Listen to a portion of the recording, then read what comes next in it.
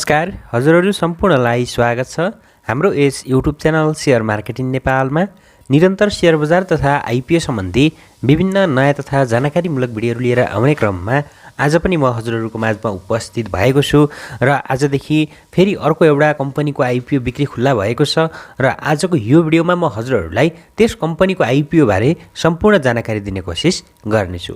जस्तो कि त्यो कम्पनीले कति किता आइपिओ निष्कासन गर्न जाँदैछ, त्यस कम्पनीको आइपिओमा हामीले कति किता आवेदन दिने, त्यसैगरी त्यस कम्पनीको आइपिओ हामीले कहिलेसम्म भर्न पाइन्छ र कम्पनी कस्तो छ, त्यसको वित्तीय प्रक्षेपण के कस्तो रहेको छ, त्यसको पुँजी संरचना लगायतका सम्पूर्ण कुराहरू चाहिँ आजको यो भिडियोमा म हजुरहरूलाई जानकारी दिनेछु। र खास गरी हामीले आइपिओ एनालाइसिसको भिडियो चाहिँ हेर्नुपर्ने हुन्छ, किनकि आइपिओ एनालाइसिसको भिडियो अनुसार हामीले कम्पनी कस्तो छ भन्ने कुराको जानकारी पाउन सकिन्छ र त्यही अनुसार चाहिँ हामीले दोस्रो बजारमा त्यो कम्पनीको सेयर किनबेच के गर्ने त त्यो निर्णय लिन चाहिँ हामीलाई अझै सजिलो हुने गर्दछ।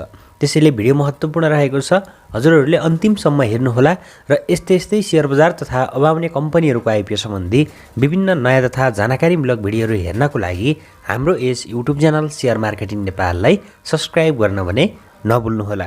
र अब हामी आजको विषयवस्तुतर्फ नै लागौँ। आजदेखि आइपिओ निष्कासन गर्न गइरहेको कम्पनी सामलिङ्ग पावर कम्पनी लिमिटेड हो र यस कम्पनीले आज बिहिबार कार्तिक 4 गतेदेखि सर्वसाधारणहरूका लागि प्राथमिक सेयर अर्थात् आइपिओ निष्कासन गर्न गइरहेको छ। कम्पनीले 7 करोड 30 लाख रुपियाँ बराबरको 7,30,000 किता सेयर निष्कासन गर्न लागेको हो र यो कम्पनीले सर्वसाधारणहरूका लागि निष्कासनमा ल्याएको कुल सेयरमध्ये 2% अर्थात् 14,600 किता सेयर यसले कर्मचारीहरूका लागि वितरण गर्नेछ।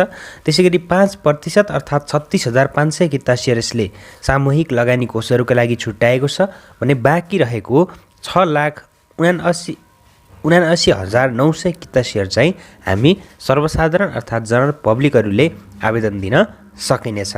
र यो कम्पनीको हालको चुक्ता पुँजी 37 करोड 70 लाख रुपियाँ रहेको छ।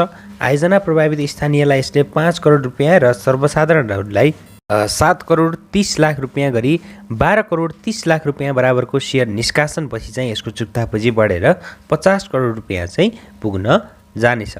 अहिलेको यसको चुक्ता पुँजी हेर्ने हो भने जम्मा 37 करोड 70 लाख रुपियाँ रहेको छ र यसले चाहिँ आयोजना प्रभावितलाई 5 करोड रुपियाँ र सर्वसाधारणलाई 7 करोड 30 लाख रुपियाँको चाहिँ आइपिओ अर्थात् सेयर बिक्री गरिसकेपछि यसको 12 करोड 30 लाख रुपियाँ चाहिँ सेयर बिक्री गरिसकेपछि चाहिँ यसको चुक्ता पुँजी बढेर 37 करोडबाट चाहिँ 50 करोड रुपियाँ चाहिँ पुग्न जानेछ। र हामीले यस कम्पनीको आइपिओमा कार्तिक 8 गतेसम्म चाहिँ आवेदन दिइसक्नुपर्नेछ।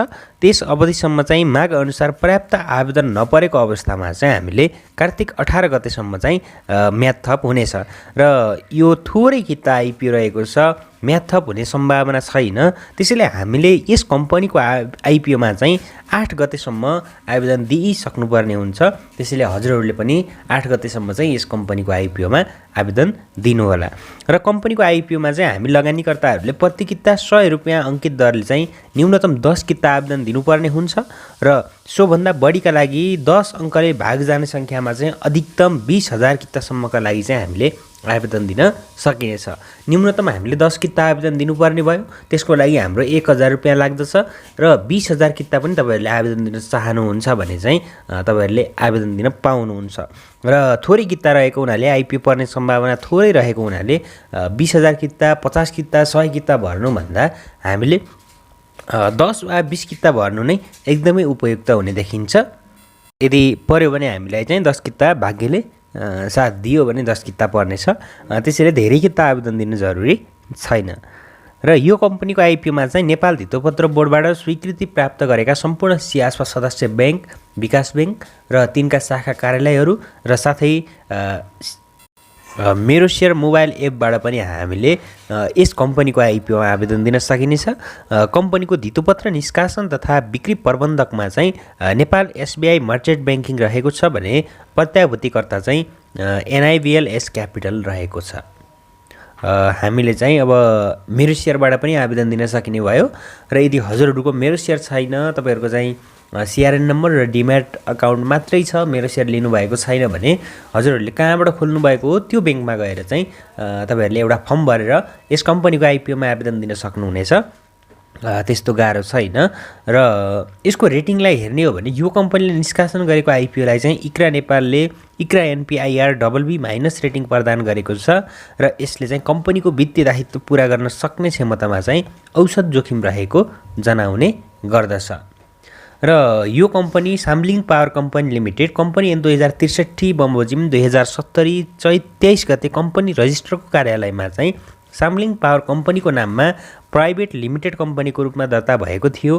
2076 जेठ 24 गते चाहिँ पब्लिक कम्पनीमा परिणत भई साम्लिङ पावर कम्पनी लिमिटेडको रूपमा चाहिँ कारोबार सञ्चालन गर्दै आइरहेको छ। सबैभन्दा पहिले यो कम्पनी चाहिँ प्राइभेट कम्पनी थियो। प्राइभेट कम्पनीहरूले चाहिँ सर्वसाधारणहरूलाई सेयर जारी गर्न पाउँदैनन्।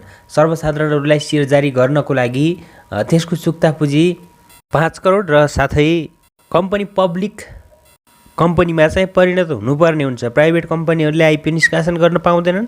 कम्पनी पब्लिक भइसकेपछि उनीहरूले चाहिँ सर्वसाधारणहरूलाई सेयर जारी गर्न पाउँदछन् र यो कम्पनी पनि सबैभन्दा पहिला प्राइभेट कम्पनीको रूपमा दर्ता भएको कम्पनी हो र यसले चाहिँ 2076 जेठ 24 गते चाहिँ प्राइभेटबाट पब्लिक कम्पनीमा परिणत भयो र त्यसपछि अहिले चाहिँ यो कम्पनीले आइपिओ जारी गर्न गइरहेको छ र यो कम्पनीको रजिस्टर कार्यालय चाहिँ ललितपुर महानगरपालिका वडा नम्बर 2 सानेपा ललितपुरमा रहेको छ। यो कम्पनीको आयोजनाको कार्यालय र जलविद्युत केन्द्र भने चाहिँ इलाम जिल्लाको इलाम नगरपालिका रहेको छ। यसको विद्युत उत्पादन केन्द्र यसको चाहिँ आयोजनाको कार्यालय इलाम जिल्लामा रहेको छ भने यसको चाहिँ रजिस्टर कार्यालय चाहिँ ललितपुर महानगरपालिका वडा नम्बर 2 सानेपामा अवस्थित रहेको छ। यो कम्पनी चाहिँ रन अफ रिभर हो र यो रन अफ रिभरमा आधारित चाहिँ यसले 9.51 मेगावाट क्षमताको माइबेनी जलविद्युत आयोजनाको निर्माण कार्य चाहिँ सम्पन्न गरी 2078 असोज 1 गतेदेखि चाहिँ यसले आयोजना सञ्चालन गरिरहेको छ र आयोजनाको कुल लागत 2 अर्ब रुपियाँ र प्रति मेगावाट लागत चाहिँ 21 करोड 3,05,000 रुपियाँ लाग्ने कम्पनीको प्रक्षेपण रहेको छ र यसले चाहिँ 2078 असोज 1 गतेदेखि आयोजना सञ्चालन गरिरहेको छ अर्थात् त्यहाँबाट चाहिँ यसले विद्युत उत्पादन गरिरहेको छ।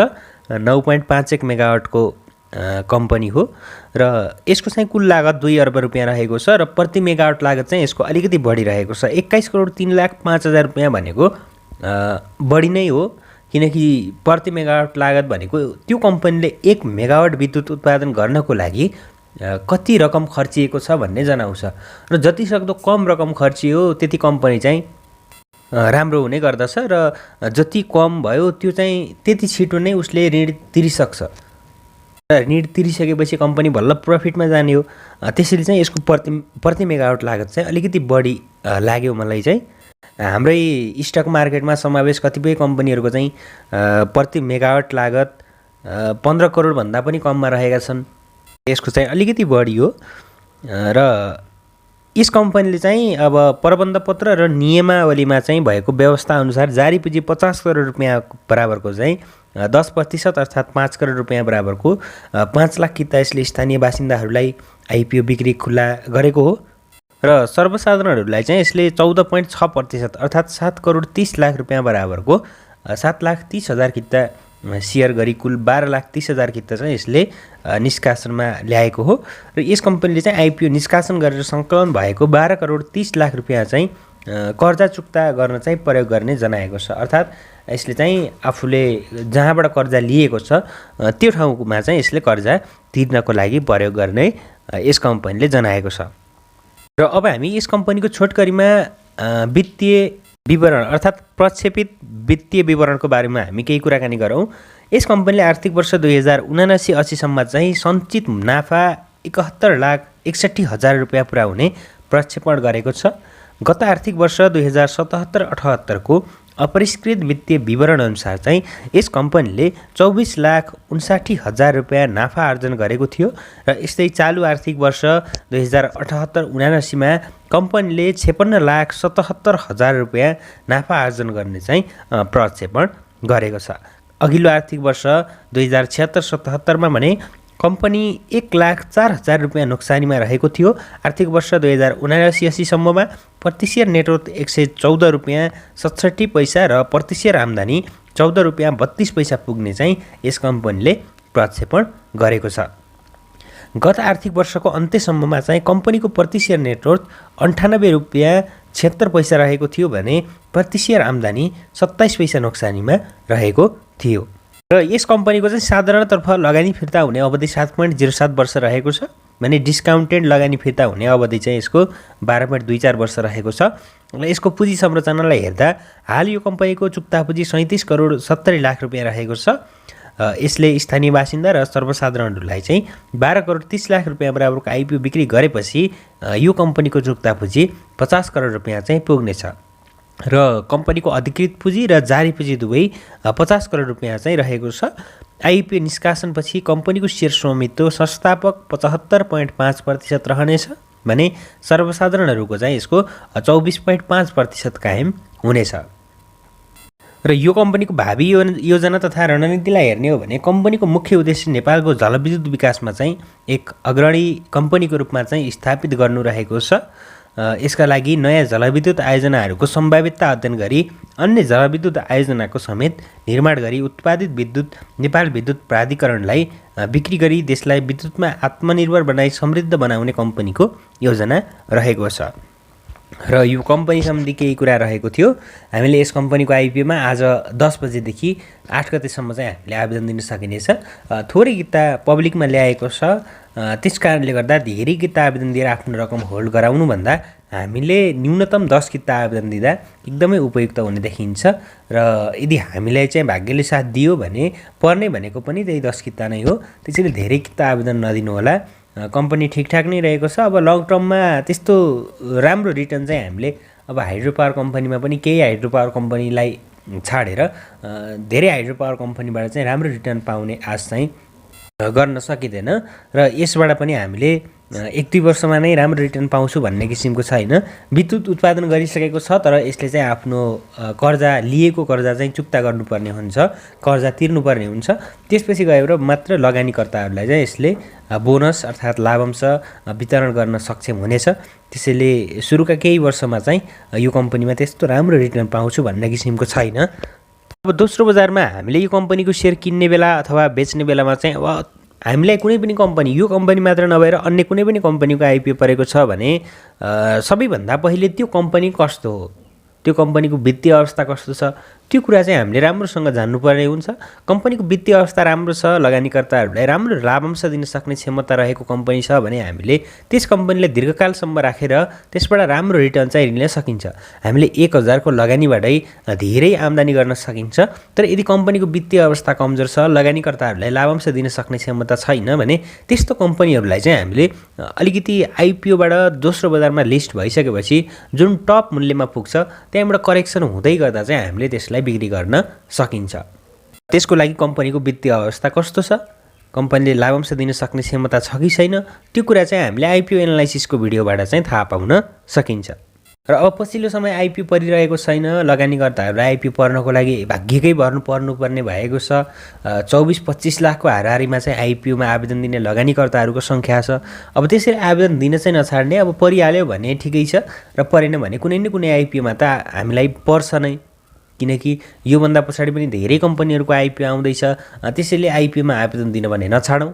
भाग्यले दियो भने 1000 को लगानी गरेर हामीले केही राम्रो रकम 5-7 हजार चाहिँ हामीले सजिलैसँग प्राप्त गर्न सकिन्छ। र आजको लागि यति नै रहेको थियो।